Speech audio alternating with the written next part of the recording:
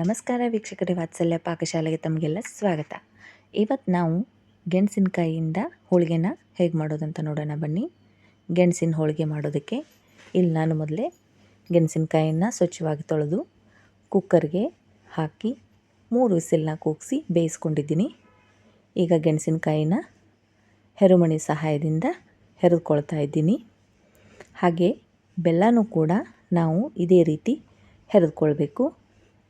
ಗೆಣಸು ಮತ್ತು ಬೆಲ್ಲನ ಈ ರೀತಿ ಹೆರೆದುಕೊಂಡು ಹಾಕೋದ್ರಿಂದ ಯಾವುದೇ ರೀತಿ ಗಂಟುಗಳು ಇದರಲ್ಲಿರೋದಿಲ್ಲ.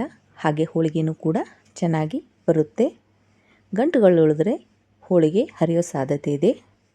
ಈ ರೀತಿ ನಾವು ಬೆಲ್ಲ ಮತ್ತು ಗೆಣಸನ್ನು ಹೆರೆದುಕೊಂಡು ತಗೋಬೇಕು. ಇಲ್ಲಿ ಗೆಣಸು 1 ಬೌಲ್ನಷ್ಟಿದೆ. ನೀವು ಸಿಹಿ ಇಷ್ಟಪಡೋದಾದರೆ 1 ಬೌಲ್ಗೆ 1 ಬೌಲ್ನಷ್ಟು ಬೆಲ್ಲನ ಸೇರಿಸ್ಕೋಬೋದು. ನಾನಿಲ್ಲಿ ಸ್ವಲ್ಪ ಕಡಿಮೆ ಬೆಲ್ಲನ ಹಾಕಿದ್ದೀನಿ. 1 ಬೌಲ್ಗೆ ಅರ್ಧ ಬೌಲ್ ಕೂಡ ನೀವು ಬೆಲ್ಲನ ಸೇರಿಸ್ಕೋಬೋದು. ಈಗ ಇಲ್ಲಿ ನಾನು ಗೆಣಸು ಮತ್ತು ಬೆಲ್ಲನ ಮಿಕ್ಸ್ ಮಾಡಿದ ನಂತರ ಇದು ಸ್ವಲ್ಪ ತೆಳುವಾಗಿ ಬಂದಿದೆ. ಒಮ್ಮೊಮ್ಮೆ ಇದು ಪರ್ಫೆಕ್ಟಾಗಿ ಹೂರಣ ಉಂಡೆ ಕಟ್ಟೋ ರೀತಿ ಬಂದುಬಿಡುತ್ತೆ. ಆದರೆ ಇಲ್ಲಿ ತೆಳುವಾಗಿರೋದ್ರಿಂದ ನಾನು ಒಂದು ಪ್ಯಾನ್ಗೆ ಇದನ್ನು ಹಾಕಿ ಇದನ್ನು ಸ್ವಲ್ಪ ಬೇಯಿಸ್ಕೊಳ್ತಾ ಇದ್ದೀನಿ. ಈಗ ಪ್ಯಾನ್ಗೆ ಗೆಣಸಿನಕಾಯಿ ಮತ್ತು ಬೆಲ್ಲದ ಮಿಶ್ರಣನ ಹಾಕಿ ಲೋ ಫ್ಲೇಮ್ನಲ್ಲಿ ಇದನ್ನು ಚೆನ್ನಾಗಿ ಕೈ ಆಡಿಸ್ತಾ ಇದರಲ್ಲಿರೋ ನೀರಿನಂಶ ಸ್ವಲ್ಪ ಗಟ್ಟಿಯಾಗೋವರೆಗೂ ಇದನ್ನು ರೆಡಿ ಮಾಡ್ಕೋಬೇಕು. ನಮಗೆ ಹೂರಣದ ಉಂಡೆ ಕಟ್ಟೋವರೆಗೂ ಇದರ ಕನ್ಸಿಸ್ಟೆನ್ಸಿ ಇರಬೇಕು. ಇಲ್ಲಿ ನೀವು ನೋಡ್ತಿರ್ಬೋದು, ಈ ರೀತಿ ಗಟ್ಟಿಯಾಗಿ ಬಂದಿದೆ. ಇದನ್ನೀಗ ತಣ್ಣಗಾಗೋದಕ್ಕೆ ಇಡೋಣ. ನಾನಿಲ್ಲಿ ಮೊದಲೇ ಕಣಕನ ನೆನೆಸಿ ಇಟ್ಕೊಂಡಿದ್ದೆ. ಗೋಧಿ ಹಿಟ್ಟಿಗೆ ಚಿಟಿಕೆ ಉಪ್ಪು, ಸ್ವಲ್ಪ ಎಣ್ಣೆನ ಹಾಕಿ ಚೆನ್ನಾಗಿ ನಾದ್ಕೋಬೇಕು. ನಾವು ಮಾಮೂಲಾಗಿ ಚಪಾತಿ ಹಿಟ್ಟಿನಕ್ಕಿಂತ ಇದನ್ನು ಸ್ವಲ್ಪ ತೆಳುವಾಗಿ ನಾದಿ ಇಟ್ಕೋಬೇಕು. ಸ್ವಲ್ಪ ನೆಂದ ನಂತರ ಈಗ ಹೂರಣನೂ ತಣ್ಣಗಾಗಿದೆ. ನಾವು ಹೋಳಿಗೆ ರೆಡಿ ಮಾಡ್ಕೊಳ್ಳೋಣ. ಗೋಧಿ ಹಿಟ್ಟನ್ನು ಹಾಕ್ಕೊಂಡು ಕಣಕನ ತಕ್ಕೊಂಡು ಹೀಗೆ ಚೆನ್ನಾಗಿ ನಾವು ಕೈಯಲ್ಲಿ ಇದನ್ನು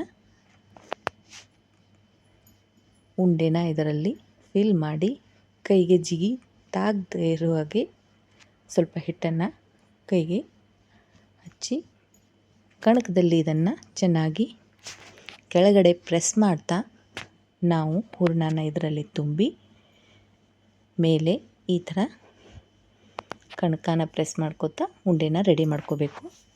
ನಂತರ ಹೂರಣ ಎಲ್ಲ ಕಡೆ ಸ್ಪ್ರೆಡ್ ಆಗೋಬೇಕು. ಒಂದೇ ಕಡೆ ಇರಬಾರ್ದು. ಅಂದರೆ ಈ ಥರ ತಟ್ಟಿ ನೀವು ಹೋಳಿಗೆನ ರೆಡಿ ಮಾಡ್ಕೋಬೇಕು. ಕೆಲವೊಬ್ಬರು ಎಣ್ಣೆ ಹಚ್ಚಿ ಹೋಳಿಗೆ ಮಾಡ್ತಾರೆ. ನಾನಿಲ್ಲಿ ಹಿಟ್ಟಿನ ಹೋಳಿಗೆ ಮಾಡ್ತಾಯಿದ್ದೀನಿ. ನೀವು ಬೇಕಾದರೆ ಹೋಳಿಗೆ ತಗಡಿನ ಮೇಲೆ ಎಣ್ಣೆ ಹಚ್ಕೊಂಡು ಎಣ್ಣೆ ಹೋಳಿಗೆನ ಕೂಡ ರೆಡಿ ಮಾಡ್ಕೋಬೇಕು. ಇಲ್ಲಿ ನೋಡಿ ಹೂರಣ ಯಾವ ಥರ ಕೊನೆಯವರೆಗೂ ಸ್ಪ್ರೆಡ್ ಆಗಿದೆ ಅಂತ. ಈಗ ಇಲ್ಲಿ ಹೆಂಚು ಕಾಯ್ದಿದೆ. ಹೆಂಚಿನ ಮೇಲೆ ಎಣ್ಣೆ ಹಾಕ್ಕೊಂಡು ನಾವು ಹೋಳಿಗೆನ ಬೇಯಿಸ್ಕೊಳ್ಳೋಣ. ಹೋಳಿಗೆ 2 ಕಡೆ ಚೆನ್ನಾಗಿ ಬೆಂದು ಬರಬೇಕು. ಇಲ್ಲೂ ಕೂಡ ನಾವು ತುಂಬ ಹೈ ಫ್ಲೇಮ್ ಇಟ್ಕೊಂಡು ಹೋಳಿಗೆನ ಬೇಯಿಸ್ಕೊಡೋದು. ಹೋಳಿಗೆ ಸೀದು ಹೋಗುತ್ತೆ. ಯಾವ ಥರ ಚೆನ್ನಾಗಿ ಉಬ್ಬು ಬಂದಿದೆ ಅಂತ ನೋಡಿ ಫ್ಲೇಮ್ನ ಮೀಡಿಯಮ್ನಲ್ಲಿಟ್ಕೊಂಡು ಹೋಳಿಗೆನ ಬೇಯಿಸ್ಕೋಬೇಕು.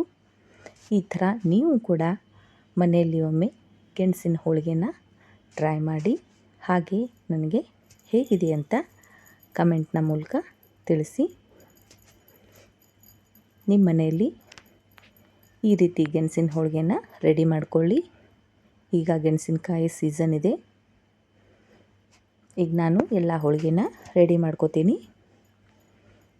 ರುಚಿಯಾಗಿ ಇದನ್ನು ಬಿಸಿ ಬಿಸಿ ಇರೋವಾಗಲೂ ತುಂಬ ರುಚಿ. ಹಾಗೆ ಇದು ತಣ್ಣಗಾದ ನಂತರನೂ ತುಂಬ ರುಚಿ ಕೊಡುತ್ತೆ. ಇದನ್ನು ನೀವು ಮಾಮೂಲಾಗಿ 1-4-5 ದಿನಗಳ ಕಾಲ ಇಟ್ಕೊಂಡು ತಿನ್ಬೋದಾಗಿದೆ. ಈ ಸಲ ಗೆಣಸಿನ ಸೀಸನ್ನಲ್ಲಿ ನೀವು ಕೂಡ ಈ ಥರ ಹೋಳಿಗೆನ ರೆಡಿ ಮಾಡಿಕೊಂಡು ತಿನ್ನಿ.